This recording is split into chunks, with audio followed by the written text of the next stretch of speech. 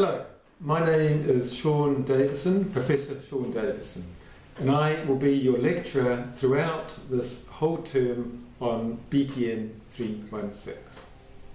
I'll be joined by my colleague Charles Helderbloom, who will be running the practicals related to this course. You may have met Charles during the first term of last year before the lockdown when you were doing second year biotechnology. Now, the university has already made the decision that the first and second terms, the entire semester, will be taught online, certainly in terms of lectures. However, we're hoping that the second term practicals will be held in the laboratory. We'll update you on that later. The reason is biotechnology is very much a hands-on laboratory experience. So we feel it's very important that at some point we get you into the lab using your hands at the bench. Of course, under strict coronavirus conditions of social distancing and wearing a face mask. Now, this course will be taught by voice over PowerPoints. For this reason, I'm talking to you now to give you one chance to meet me, as it were, in person. Hopefully during the course we'll have the opportunity to maybe set up tutorials where we can meet, but certainly you can send me questions which I can answer in the online lectures as we go. This course is now going to begin with a 2-week course in methods in biotechnology. Some of these methods, or many of them, you might have done before.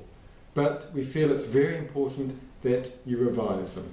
You can't have too much grounding in methods when you're doing biotechnology. This lecture course will be accompanied by online practicals in methods in biotechnology. Following the methods section, we'll then move on to about 3 weeks of DNA forensics. Very appropriate in this country with a very high crime rate, and very appropriate in terms of jobs. The police do offer jobs in DNA forensics. The reason we're having this course is partly because that is my own background. I set up a DNA forensics laboratory at UWC in 2004. That laboratory focuses on identifying people from highly degraded remains. We cut our teeth in identifying the remains of apartheid activists that were recovered following the TRC hearings. But we'll come to that in due course. After the forensics, we will move to virology and immunology. These are the core subjects of BTN316. My own background in virology comes from having done a PhD in virology and also setting up a virology laboratory when I first came to UWC. Now, studying virology is quite opportune at this time while we're in the middle of a coronavirus pandemic. Or perhaps I shouldn't say we're in the middle of it. That implies we know when the end is. We certainly don't know when the end is. But we're certainly in the depth of a pandemic. We've had 2 very steep peaks or waves in this country, and there's every possibility there'll be another wave of infections during this course. There's every possibility that you might even have the opportunity to have a vaccine. I should caution you at this stage to be very wary what you read and learn about the coronavirus from the media, or in particular social media. The media tends to highlight the 0.1% of incidences which are abnormal. This is always going to happen. What we're going to focus on is the 99.9% of normal situations, the science behind the virus. Sure, there are going to be very unusual, abnormal situations which we can discuss. What I find particularly interesting is why children are not catching the coronavirus to the same extent as adults, why they're not passing it on, and certainly not dying. This, to me, is unexpected.